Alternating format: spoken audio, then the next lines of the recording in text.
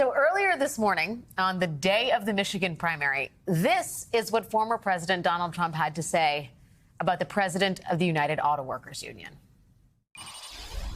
And the auto workers, I love the auto workers, and I think they're going to vote for me, even though the head of the union was just absolutely so stupid.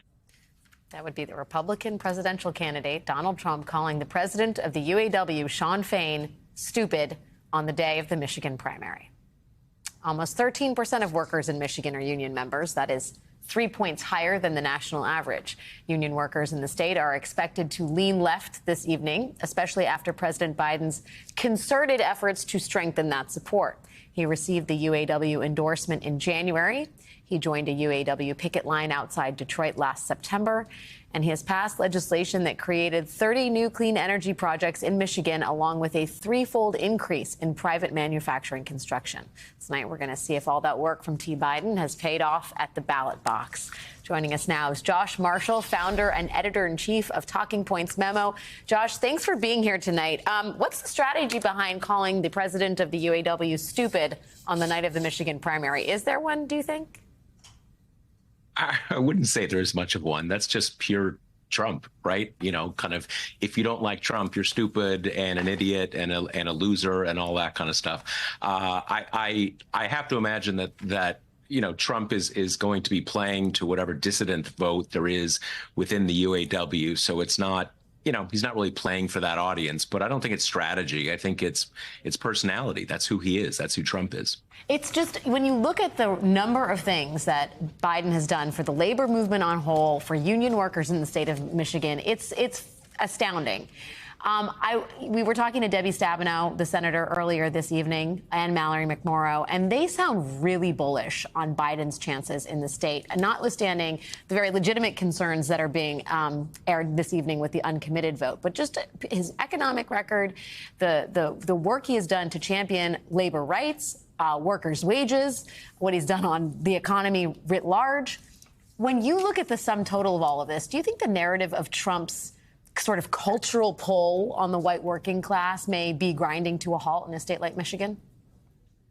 I'm not sure it's grinding to a halt. That's, you know, he definitely, that's a certain kind of hold he has. It tends to be elements of the white working class that are not unionized. Mm-hmm. There's a whole literature about the change in that vote over the last half century that is about the decline of unions, the rise of other ways that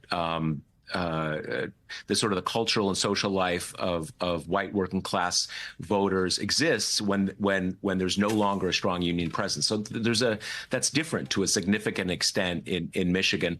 I think Democrats have reason to be fairly bullish about Michigan. You know, I saw a comment a few days ago that, you know, they don't have a chance without a radical different policy in the Middle East. You know, the race is about tied with maybe a very slight lean toward Trump right now. So, you know, Michigan is always going to be close. It's certainly Biden's record is a dramatically different one than certainly Clinton had in the 90s, and even to a great extent that Barack Obama had, a decade ago, even though obviously Obama rightly got a lot of credit for basically saving the auto industry.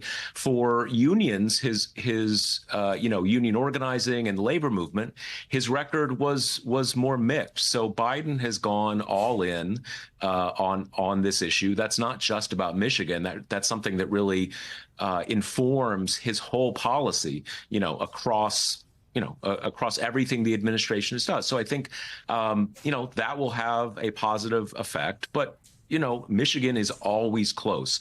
And I think, what we seem to be seeing with this uncommitted vote tonight is, enough for uncommitted to feel good about their result, but also Biden doing well enough to not feel like he's caught out or something. So I think overall for the Democratic Party, this is a pretty good result out of tonight.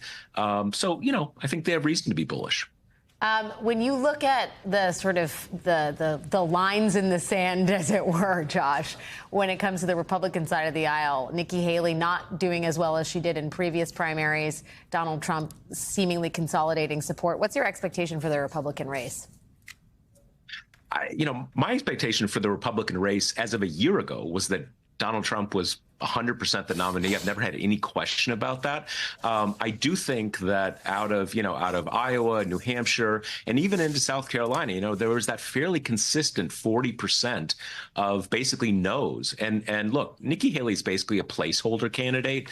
She's consolidating the Republicans and Republican-leaning independents who just aren't ready to get on board with Donald Trump again. That doesn't mean most of them won't vote for him eventually in November, but this is certainly a better result than Donald Trump got in the first few contests. And I would say he's, should be happy about, a little happier about that than he's been about, the results in the first 3 or 4 contests. Maybe he can lay off calling the UAW president stupid next time. He might do even better. Josh Marshall. Yeah, might do even better. Thank you for your time. We'll Thanks have so much. more of our special coverage of the Michigan primary right after this quick break. I can understand where they are coming from. I don't support that. I feel like often when people vote like uncommitted or third party, that ends up hurting the Democratic Party more than the Republican Party. So there's a danger to that.